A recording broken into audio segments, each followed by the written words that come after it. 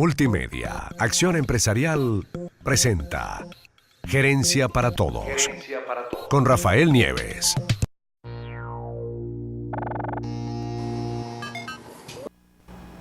Bienvenidos a Gerencia para Todos. En esta oportunidad vamos a tocar el tema del arbitraje comercial y nos acompaña la doctora Diana Drullers, quien es especialista en el tema y es directora ejecutiva del Centro de Arbitraje de la Cámara de Caracas.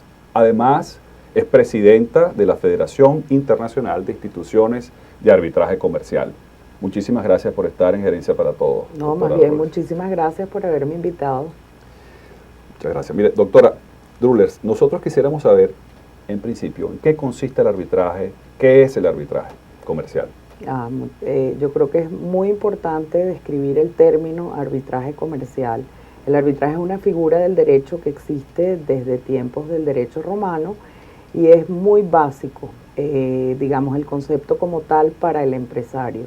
Es un concepto mediante el cual, ya que los empresarios hacen negocios entre ellos o los particulares hacen negocios entre ellos, en vez de acudir a la justicia ordinaria que puede impartir un Estado, ellos acuden ante alguien parecido a ellos que pueda resolver su disputa.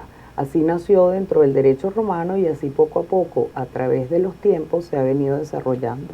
Es una figura que se desarrolló muchísimo dentro de los gremios, mucho en la Edad Media también, y digamos que en el mundo moderno, ya en el siglo XX, se estipuló de una forma mucho más formal.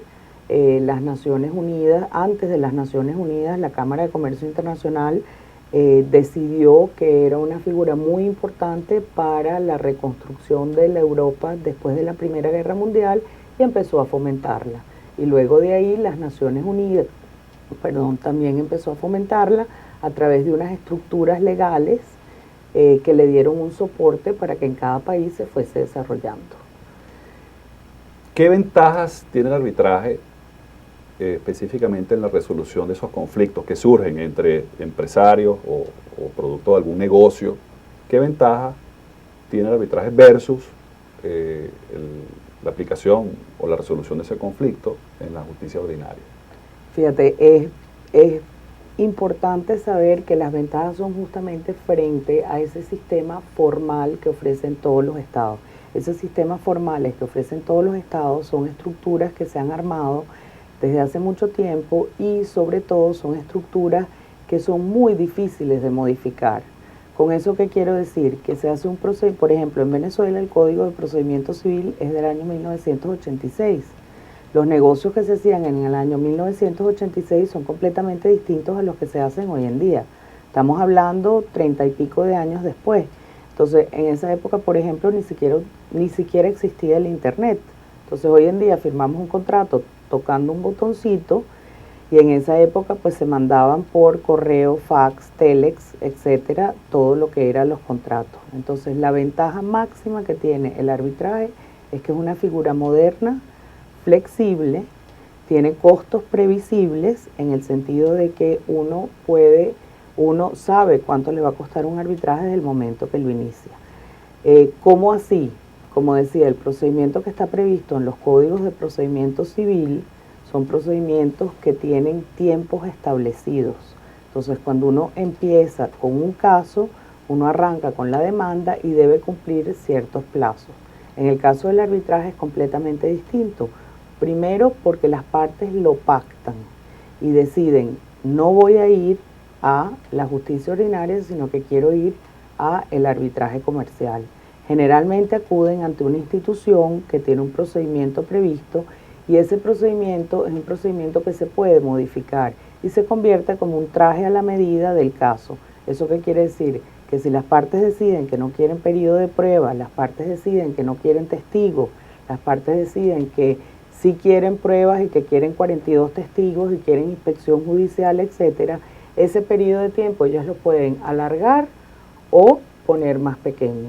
Y por otro lado tiene la gran ventaja que la ley de arbitraje comercial que tiene Venezuela, que es una ley muy moderna, basada en esas estructuras que habíamos hablado, que estableció Las Naciones Unidas, con la Convención de Nueva York y con la ley modelo que han tratado que se aplique en todos los países, pues nos da la posibilidad de que solamente el procedimiento arbitral dure 6 meses, con una posible prórroga de 6 meses más. Eso es un año versus todo lo que conlleva ante la justicia ordinaria por muchas razones. O sea, no es que el arbitraje es bueno porque la justicia ordinaria es más lenta, no. El arbitraje es bueno y la ventaja que tiene es que es más corto, mucho más especializado, porque el hecho de que uno pueda escoger a los árbitros no es que le tocó a X juez. Y tampoco porque los jueces todos tienen preparación de alguna especie, pero generalmente su preparación es en derecho procesal. Mientras que en este caso, en el arbitraje, como uno puede escoger un juez que sepa, un árbitro que sepa de la materia, pues si el tema es de telecomunicaciones, la persona que uno escoge probablemente conoce muy bien la ley de telecomunicaciones. Y así sigue. A propósito de esta explicación, doctora Drullers, que nos está dando, ¿cómo funciona el centro de arbitraje en cuanto a esa operación, la metodología? Por ejemplo, y agrego una pregunta, ambas partes eligen los árbitros, con lo cual, digamos, hay una transparencia, ¿no? Le agrego a la pregunta esta de cómo funciona, por ejemplo, ese punto de la escogencia de los árbitros, que en principio es muy importante, como usted ha mencionado. Entonces, el procedimiento, podríamos resumirlo de alguna forma para nuestra audiencia. Primero, ¿por qué puede existir un centro de arbitraje aquí en Venezuela? Porque la ley modelo así lo permite. La ley que nosotros hemos adoptado es la ley modelo de las Naciones Unidas, y esa tiene un capítulo donde le da cierta libertad a las instituciones de arbitraje para que hagan su propio reglamento. ¿Eso qué significa?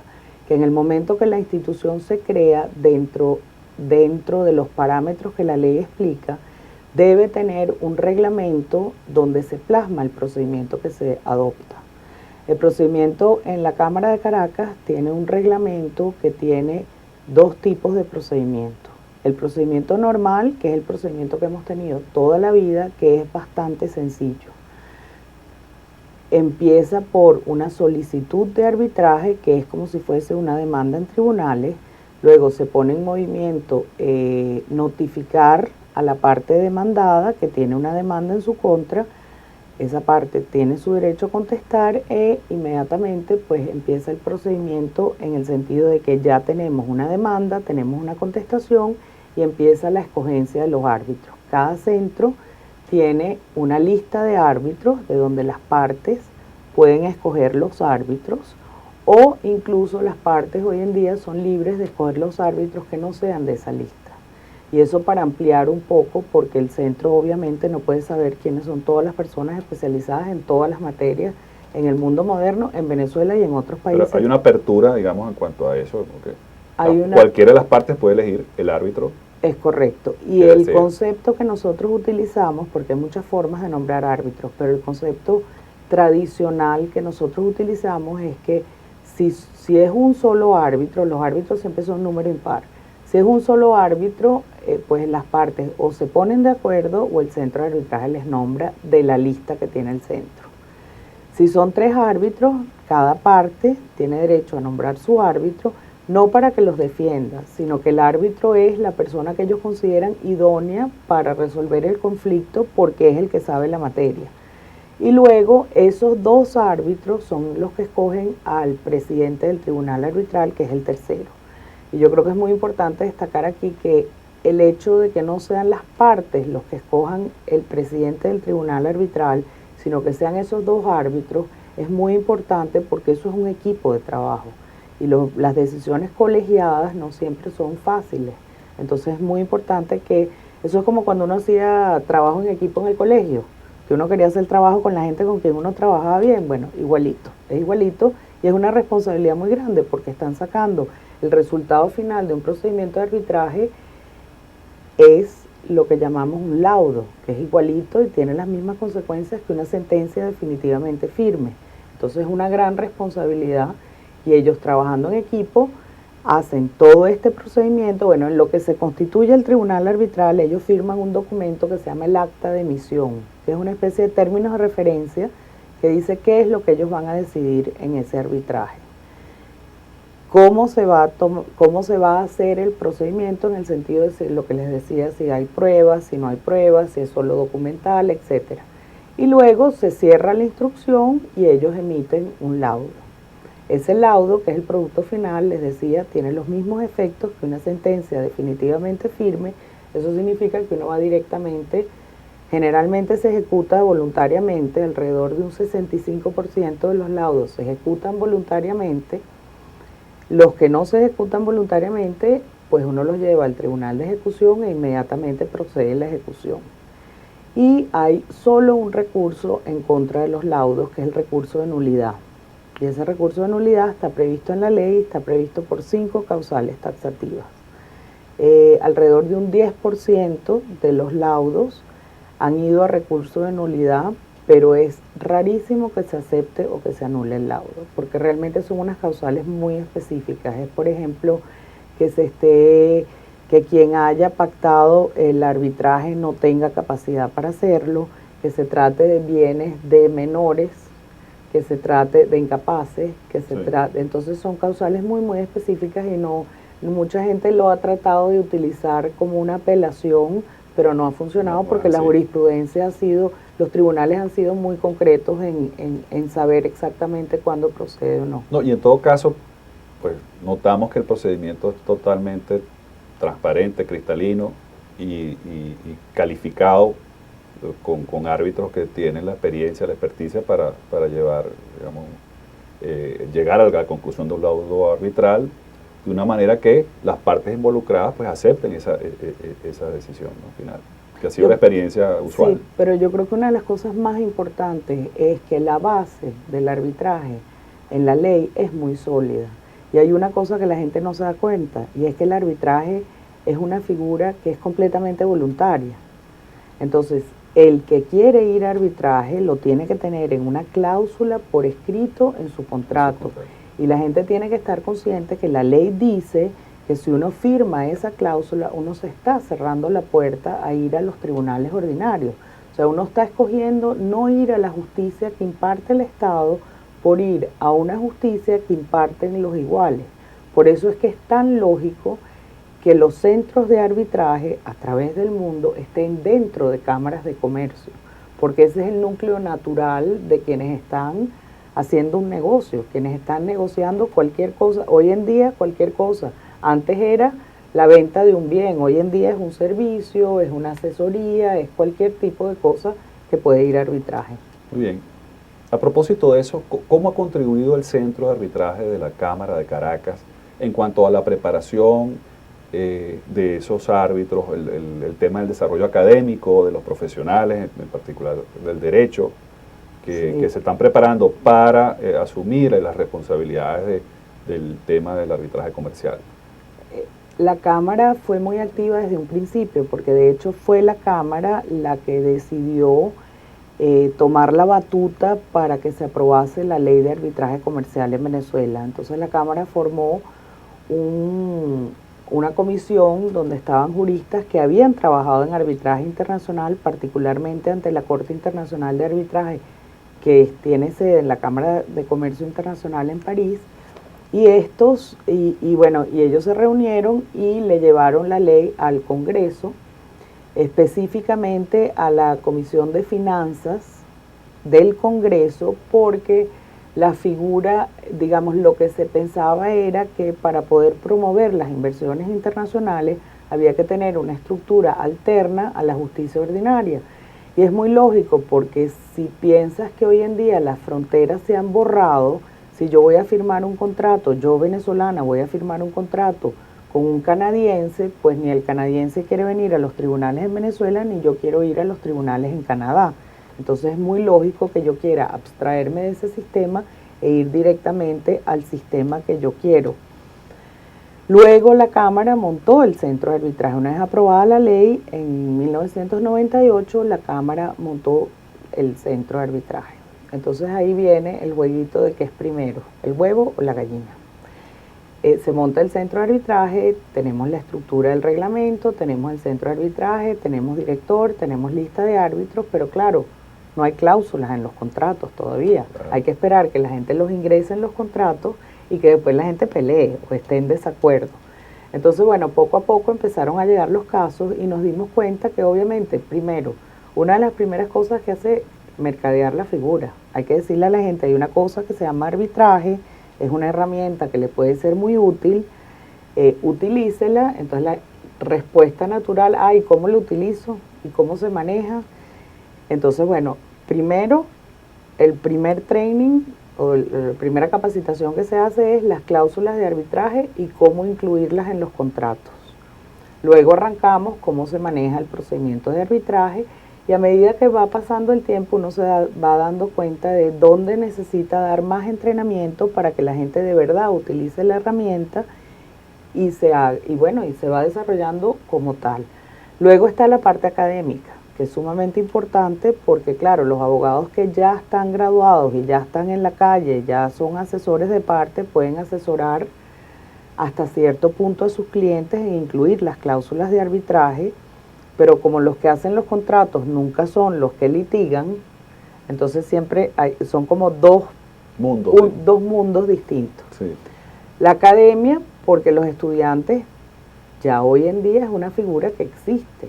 Entonces, ¿qué se ha hecho? Como es tan difícil cambiar el pensum de la universidad y de la carrera de Derecho como tal, entonces se ha metido como materia electiva en todos lados. Y hemos desarrollado ciertas actividades. Yo tengo 8 años llevando estudiantes de la Universidad Católica y algunos años también de la Universidad Metropolitana a una competencia internacional de arbitraje que tiene lugar en Viena. Y hace 3 años decidimos que por qué tenemos que ir nada más a la competencia de arbitraje comercial internacional y montamos en el centro de arbitraje una competencia nacional de arbitraje donde es un caso local con ley venezolana y el reglamento nuestro y los estudiantes, la competencia es igualita a la de Viena, salvo tropicalizada, pues para acá. Y tiene la gran ventaja que es mucho más la participación es mucho más amplia, porque bueno, la competencia internacional es en inglés y la de aquí es en español, entonces accede mucho más gente. Muchas más personas. Entonces las universidades del interior también han empezado a venir a esa competencia y yo creo que eso es un logro bien... No, y nos parece, digamos, la perspectiva que nos ilustras, permite difundir, digamos, de una manera más que proporcional los valores, las ventajas del arbitraje y su aplicación y la promoción de los negocios, que al final es lo que la economía del país necesita. Claro. A propósito de eso y de las actividades internacionales, ya nos ha hablado del tema de esa competencia internacional en Viena, pero ¿qué otras actividades y relaciones ha desarrollado el Centro de Arbitraje de la Cámara de Caracas en el mundo? Hemos hecho muchísimas cosas. Lo que sucede es que, claro, cuando empezamos con el tema del arbitraje comercial en Venezuela, no queríamos inventar la pólvora. Entonces, esto es una figura que ya se había utilizado en muchos países y entre países. Entonces, habían instituciones locales e instituciones internacionales. Nosotros empezamos viendo cuál es la institución en América Latina que trabaja mejor y nos dimos cuenta que el Centro de Arbitraje de la Cámara de Comercio de Bogotá era, digamos, el pionero en América Latina. Entonces, lo primero que hicimos fue internarnos allá 3 semanas a hacer una fotografía de cómo funciona por dentro. Y nos dimos cuenta que habían cosas muy buenas. Eso nos llevó al segundo paso y es que ellos tenían un proyecto del Banco Interamericano de Desarrollo que era un proyecto que lo que buscaba era consolidar las instituciones de arbitraje de manera de crear confianza en los inversionistas extranjeros. Y tuvimos la oportunidad de presentar un proyecto del Banco Interamericano y dentro de ese proyecto había un núcleo importante que era capacitación del personal del centro de arbitraje. Y ahí sí es verdad que arrancamos con lo internacional, porque realmente nos interesaba muchísimo lo que es, primero que nada, la Corte Internacional de Arbitraje. La Corte Internacional de Arbitraje tiene su sede es un centro de arbitraje cuya sede es la Cámara de Comercio Internacional, que está en París.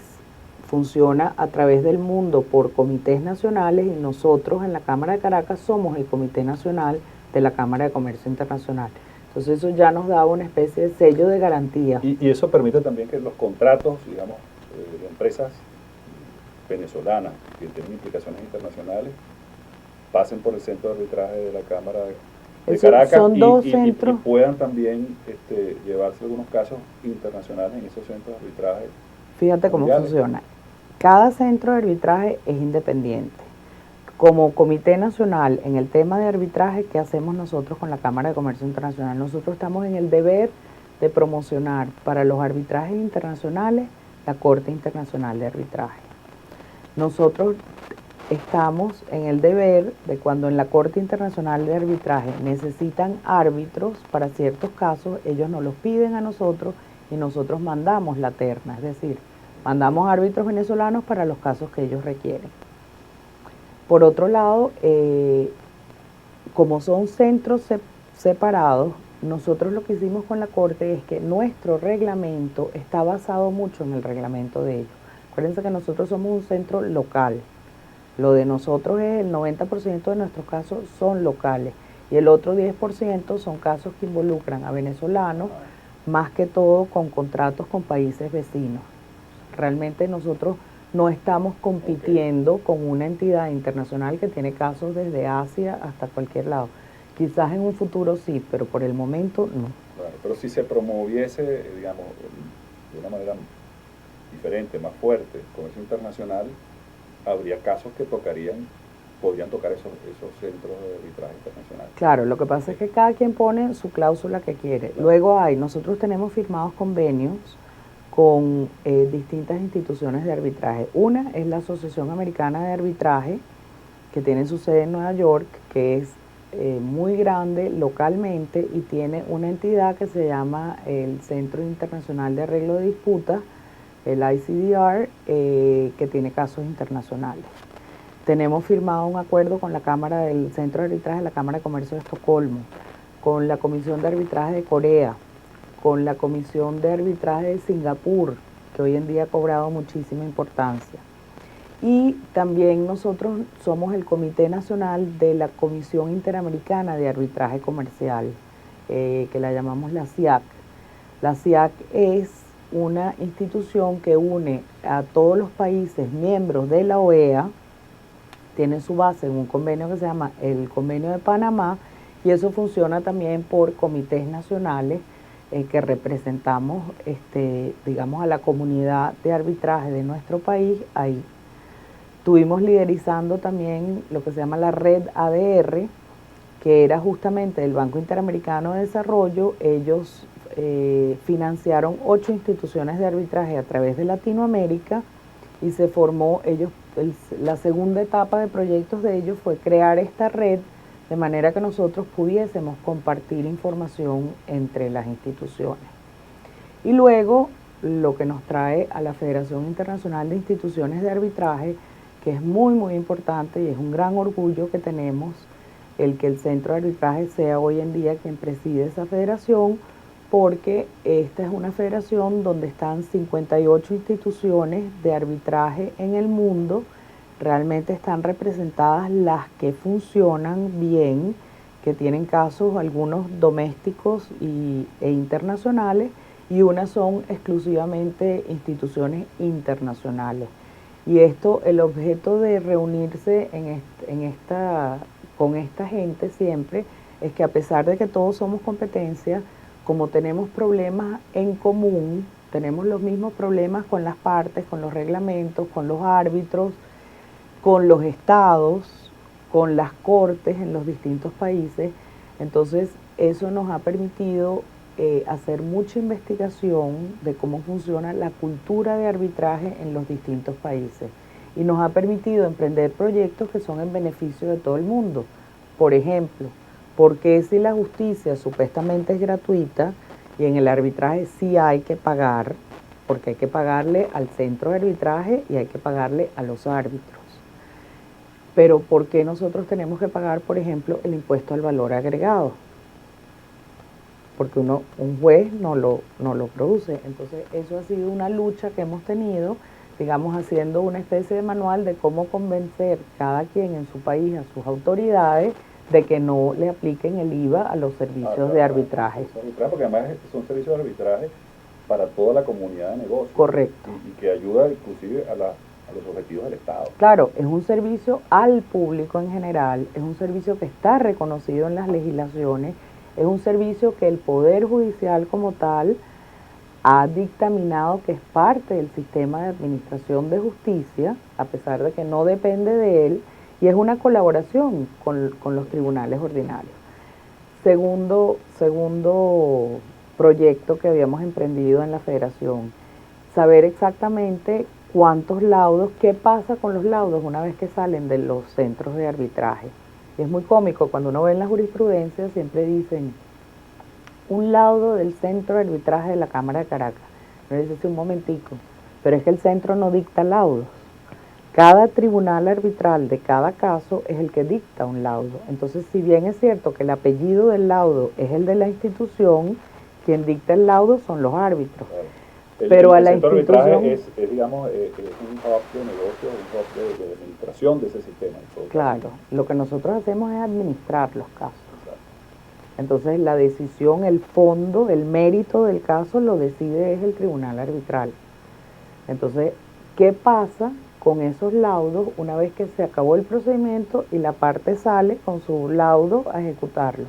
Se lo ejecutan voluntariamente, la gente lo negocia después, van a pedir una nulidad, dependiendo del país hay otros recursos en contra.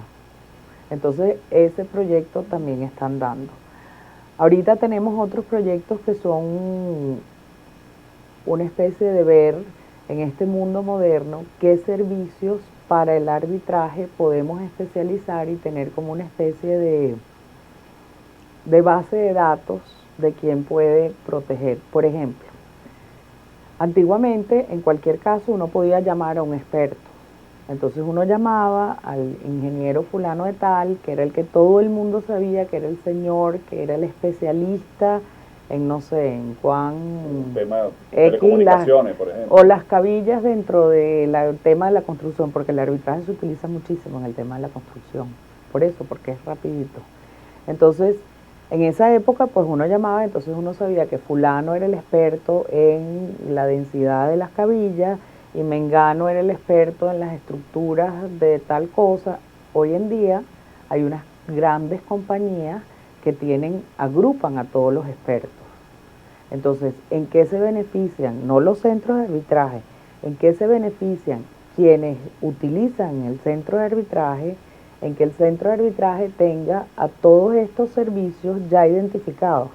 Y a la hora que se necesite en un caso, ya el centro de arbitraje le diga, mira, nosotros tenemos aquí esta oferta que contiene todo esto. Digamos, que están los intérpretes en los casos, ¿no? Claro, los intérpretes en los casos es importantísimo.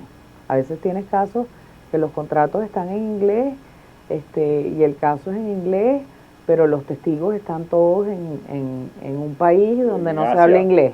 Exacto. Entonces hay cosas así. Otra de las labores que hace el centro de arbitraje es prestarle justamente el apoyo a tribunales arbitrales que no están constituidos en Venezuela, pero que de alguna forma tienen que sesionar en Venezuela. ¿Cómo así? Por ejemplo, hay casos donde los testigos están en Venezuela. Por ejemplo, los casos de arbitraje que tienen que ver con materia de energía. Los testigos están en Venezuela, hay que evacuar los testigos en Venezuela, y nosotros, como tenemos en el centro de arbitraje todo el equipo secretarial, etcétera, pues lo hacemos, hoy en día es muy fácil, por videoconferencia. Entonces el año antepasado hicimos uno muy interesante donde un árbitro estaba en Nueva York, otro árbitro estaba en París, otro estaba en Ginebra, y los testigos estaban aquí en las oficinas nuestras. Entonces la cámara enfocaba a cada testigo, pero a su vez había una cámara que enfocaba completo el salón, pues, de manera que los árbitros pudiesen ver, porque en esos casos obviamente es muy importante no solamente oír lo que está diciendo el testigo, sino verle a la cara a la parte que está oyendo el testigo.